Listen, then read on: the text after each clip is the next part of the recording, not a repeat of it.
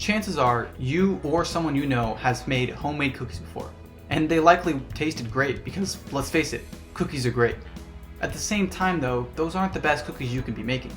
The best cookies you can be making are the ones you make when you bake like an engineer. How do I know this?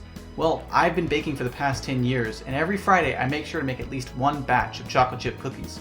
And I found that the best and most consistent cookies came out whenever I baked like an engineer, like I'll show you in the rest of this video. Start by gathering the ingredients you need to make cookies. You'll need granulated and brown sugar, unsalted butter, vanilla extract, large eggs, flour, salt, baking soda, and of course chocolate chips. You'll also need a scale and bowl to measure the ingredients. You want an electric mixer, complete with attachment and bowl, in order to mix together the ingredients. You'll also want a spatula to help scrape down the sides of the bowl when it gets messy. Finally, you'll need parchment paper, a cookie pan, and a cookie dough scoop in order to prepare the cookie dough to be put into the oven. Speaking of which, go ahead and preheat the oven to 350 degrees Fahrenheit. Parchment paper is fairly important here. It prevents the cookie pan from getting dirty, allowing us to make more batches while using less dishes, and prevents the bottoms of the cookies from being overcooked while in the oven. Using the scale, measure out 165 grams brown sugar and 150 grams granulated sugar. Add the sugar to the mixing bowl, along with a cup of softened unsalted butter and a teaspoon of vanilla extract. Start mixing at a medium speed. It'll take a while before the mixture is ready for the next ingredients, so let's go ahead and prepare for our next steps. Using the scale again, combine 360 grams of flour, 1 teaspoon of salt, and 1 teaspoon of baking soda to create a dry mix that you then mix together until fully blended. Check back on the electric mixer. If the dough has started to creep up the sides, use the spatula to force it back down into the middle so that all the ingredients are being properly combined. Continue to mix the dough at a medium to high speed until the mixture is light and fluffy. Now it's time to add the eggs. The eggs can either be added one at a time, allowing each one to beat in fully before the second is added, or both at once. Either way is perfectly valid. We will continue to beat the dough until it is once again light and fluffy, like it was before we added the eggs.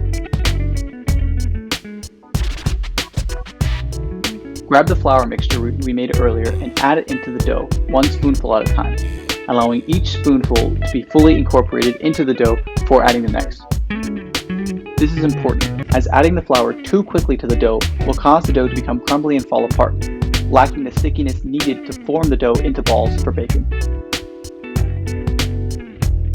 Once the flour mixture has been fully incorporated into the dough, scrape down the sides of the bowl using the spatula again, then add in the 12-ounce bag of chocolate chips. These chocolate chips can be blended in using the mixer on its lowest setting or by hand.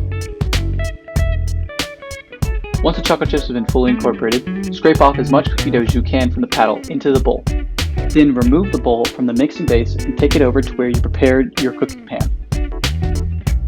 Using the cookie dough scooper, scoop out as many balls of cookie dough as you feel comfortable fitting on the pan. As a general rule, you'll want to keep each ball of dough an inch away from its neighbors, as well as away from the edge. Once that's done, go ahead and put the cookie pan into the oven and set a timer for 11 minutes.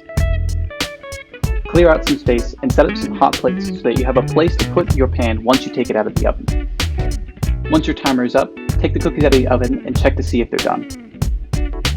If they're a light color like this, they need a little bit more time. Put them back in the oven and set another timer for 1 minute. Once that timer is up, the cookies should look something like this. Go ahead and put them on the hot plates you set up earlier. Once you can pick up a cookie by its edge without its center falling in, they're ready to be served. Pile them onto a plate, then take them to the table for your friends and family to enjoy. As you can see, making great cookies by baking like an engineer is fast, fun, and easy. The next time you or someone you know is considering making cookies, make sure you bake it the right way, the engineering way.